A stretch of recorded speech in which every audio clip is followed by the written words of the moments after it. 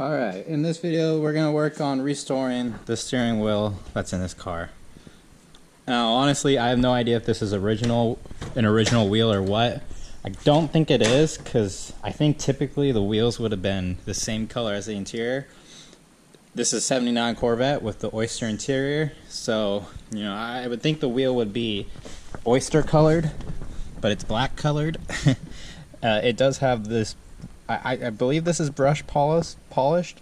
It might be anodized aluminum.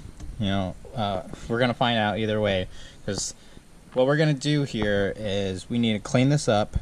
I've seen people paint the spokes black, like a flat black, but I want to keep it this nice aluminum color. I just want to make it polished and shiny again.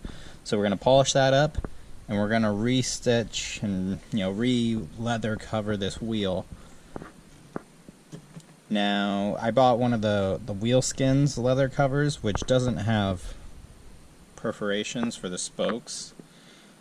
So we're gonna have to get a little creative. I don't know yet exactly what I'm gonna do, whether I'm just gonna leave a little patch here, or if I'm gonna completely remove this old cover and just have the spoke all the way out. I've seen both done, but don't know what I want to do yet. First up, we're going to take the wheel off so we can work with it in the house where it's not so hot. I just disconnected the battery. The horn doesn't work, but in case it wants to start working all of a sudden, I don't want it beeping at me. So taking it off, and then I just got to pry this horn cover off. I'm going to use my hands and do it, but I might need a flathead, but I'm going to put the camera down and do that. Alright, horn cover just pries off super easy with a flathead. Okay, so now we have the horn contacts here. Yeah, it looks all just surface rust, so that's probably why the horn doesn't work. Just if I clean this up, it might start working.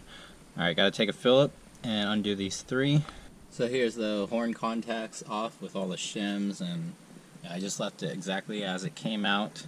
The little L piece clicks onto, I believe, this little button, which is for, this is what actually creates the ground for the horn.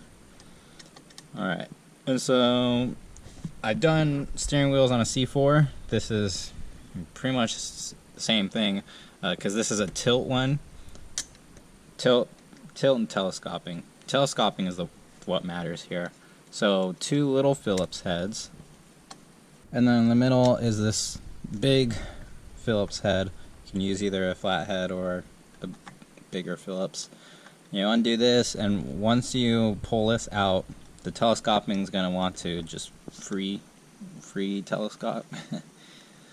So we'll get this out of the way, and then the rest of the little face right here and the backing for the horn bolts will pop out. We got the big stud,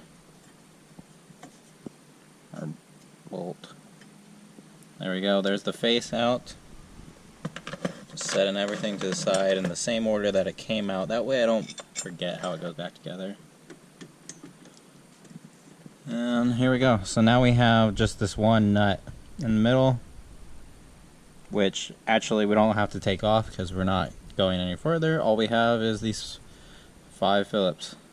6.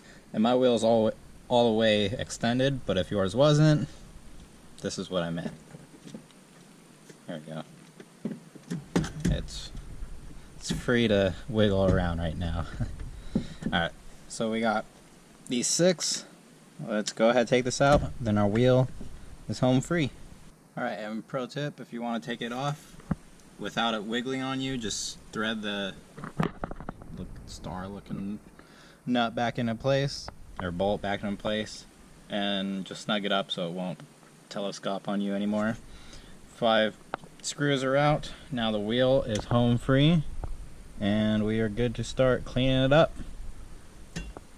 And now would be a really good time to paint this, and I don't have paint for this on me, so maybe it would be a good idea to order some up.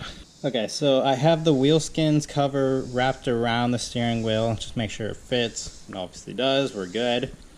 Now the directions doesn't say to remove the old cover. In fact, I think most of them say to keep the old cover on, But this one clearly will not fit with the old leather cover on. So we have to remove the old leather cover, which is good because ultimately I wanted to do that anyways. I feel like that would just be a much cleaner look and feel. So we're going to remove the old leather. We're going to keep the old foam that's underneath it though. That's the important part. That's what's going to make this wheel feel nice. Okay, so I got the cover off the steering wheel, the old cover. Now it looks like it's a wood wheel, but this is all foam. I left the edges. I want to try to see if I can make this work. If I can, that would be fantastic. If not, no big deal. I'll come up with a different solution. But yeah, we got it all cleaned up like this. There's all the old pieces. Yeah, it was very old, so it was very brittle. The stitching was brittle too. I didn't even know yarn could get brittle. So now I'm gonna fit this back on and see, just get an idea of what I want to go for. See if it's gonna work with these, because the last thing I want is for you to feel like a crest here. So I might have to trim this down. I might need to put a little tape so it's a little like a slope instead of a hard line. Let's get creative and see what we can do. Okay, so I just did a test panel, a test little spot of polishing up this aluminum, and here is the spot that I cleaned up versus not cleaned. So you can see all the imperfections and like just the anodizing coming up, you know, just from it being out in the elements for so long. So what I did is I sanded this. I went from 1,000, worked my way all the way up to 2,500, and then I polished over it. I still see marks in it, so I'm gonna redo it. I'm gonna probably go up to 3,500, maybe 4,000, just whatever my highest grit is. I don't know what grit the polish is. I'm using this Mother's polish, aluminum polish. I don't know what grit that is, but figure it out. Now that this one is all polished up and sanded, it's real smooth. The other one's all gritty still. But I also, there's still imperfections in here, so I need to start at a higher grit, probably 600 or 800. We don't want to make any deep scratches because they're definitely going to show up, and deep scratches are going to be a lot harder to hide and get rid of. So just going to continue sanding and polishing. Alright, it's the next day. Some progress has been made, so I just want to give you a quick update, and then I'm going to show you a quick little how to do this. So this one came with the seam. I decided to put it in this bottom left corner. This is how it was originally on this wheel that was in this Corvette. Now again, I don't think that wheel was original at all. I don't know if the original wheels had the seam down here, but you know, I decided to keep it like that since that's the way I got it. And yeah, because the alternative is either put it all the way at the bottom, which you don't really want it with a spoke there, or you bring it all the way to the top. And the problem with the top is it has to be dead center, otherwise everyone is going to notice. And I'm just not very good at centering things up. I mean, I could have, but you know, that's the reason why I decided to just put it down here. Now for doing the stitching stuff, you really got to do it tight, and they aren't kidding, but it's coming out pretty good.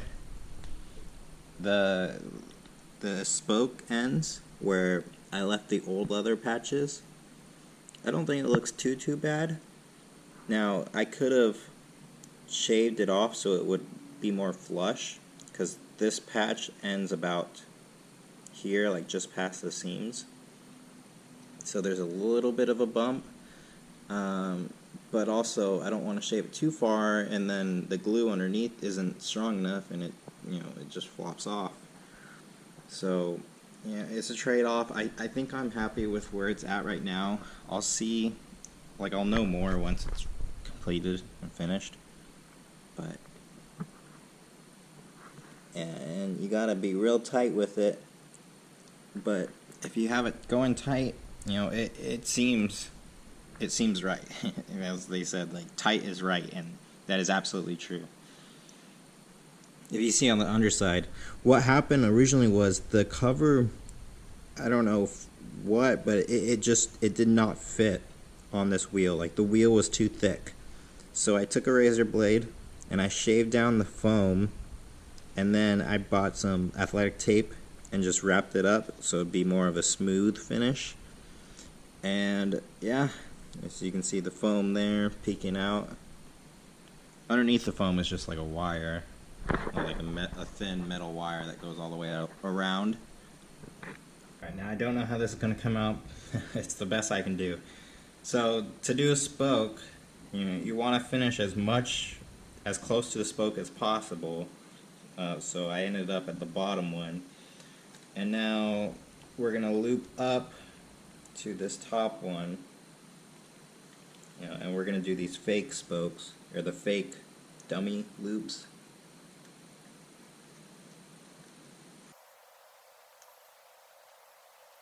So now we have the thread reaching over the spoke just a little bit. It's going to help it hold it down.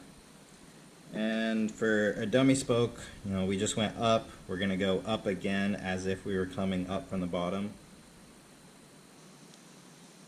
Alright, so we're just going to keep doing dummy loops until we get to a spot where we don't need a dummy loop anymore.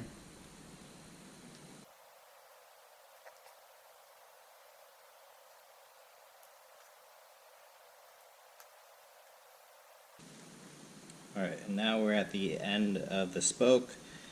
So now we are going to loop, we're going to go to the hole directly underneath. So you count how many dummy loops, figure out how many holes you need to go to on the bottom.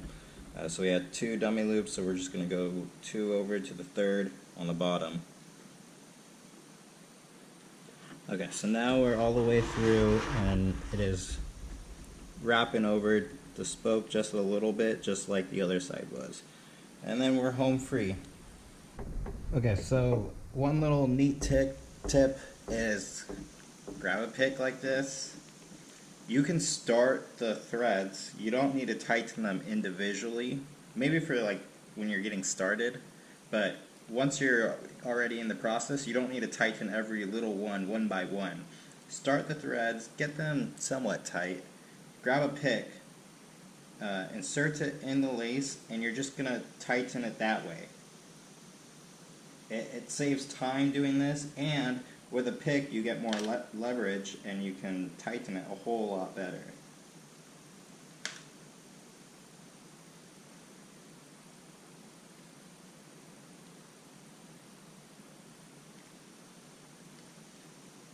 And when you're tightening it, man, pull it tight.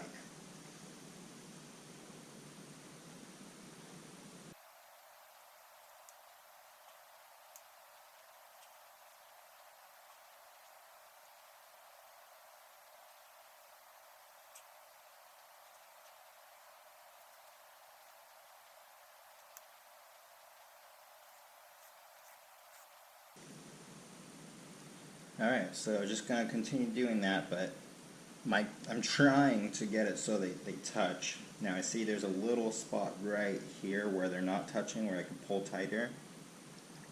And don't worry, you can always go back. It's going to take some time, but yeah, you can go back, just loosen whatever thread you're on, pull the pick up, just give a little bit of space, and then work your way into the one you need to tighten. Or if you're feeling brave, just stick the pick in there and pull and tighten. You don't want to rip the yarn or anything like that. Alright, so I'll get back to you when I have this finished. I still need to polish this. For whatever reason I decided just to sand it, not polish it. So I need to polish the center, and then I'll be done. And here's the new wheel. Just kidding. This is the wheel I've had around. If you've been around for a while, I've had it on my white Camaro, and then I had it on my first '85 Corvette. So this is a very cheap eBay wheel. So honestly, I'll probably never run this wheel again, just because now that I'm getting older, I'm understanding the safety behind a steering wheel, how important a steering wheel is. But in all seriousness, here's the new wheel. All finished up. It looks pretty good. Gonna polish the center and then stick it on. Came out pretty well. Another thing you need to be careful about is make sure when you're tightening it, make sure it's even and that the seam goes right in the middle and it's not getting crooked or something. Had that happen to me, had to relace and fix it. Quickly bolted in. Looks pretty good. If you know of a cover that has the spokes included, let me know. I was looking around, could not find one. Otherwise, I would have got one. I think I definitely want to rewrap a different wheel in the future. Something that would be like a show wheel, you know, where I spend the time to make it absolutely perfect. Probably a white to match this oyster color, but black is a good driver wheel. Yeah, so this is a good driver quality wheel. Yeah, let's polish it up and finish putting everything back together. I really should have painted this thing, but I don't have the paint, and I have so much other stuff I gotta paint that really the interior's gotta come out, and I gotta redo everything. I want to paint the column too, so I'm just gonna leave that for another day. If I painted it black, it would have stood out, so just gonna leave it. Okay, all back together. Battery plugged in, and turns out after cleaning the horn contacts, the horn works now. Perfect. So fix something I didn't even plan to fix, but yeah, the wheel looks pretty good. The interior is looking a whole lot better. Now I'm thinking, like, I really like having a black wheel, especially as a driver wheel, but I'm thinking the shift ball should be black as well, and that will really tie in the interior. So lots more to come. I mean, obviously there's still a lot that needs to be done. The dash is cracked, but hey, it's a good driver now. So when it comes to interior, there's really two things that are super important, and what makes or breaks the car for you. It's your seat and your steering wheel. If those two things are comfortable to you and aesthetically appealing and all that, then you're gonna have a good time in the interior. You know, then you can go on to other stuff like the radio or AC or whatever. But really, the most important thing about a car interior is the seat and the steering wheel, since that's what you spend as the driver the most time in and dealing with. So yeah, that's why it's important to really make sure, if you're gonna recover the steering wheel, you know, try to do a pretty decent job, because if you don't do a good job, it's gonna leave a sour taste in the rest of the interior when it's really just the steering wheel. And that's all we have in this video. Thank you for watching. I'll see you in the next one.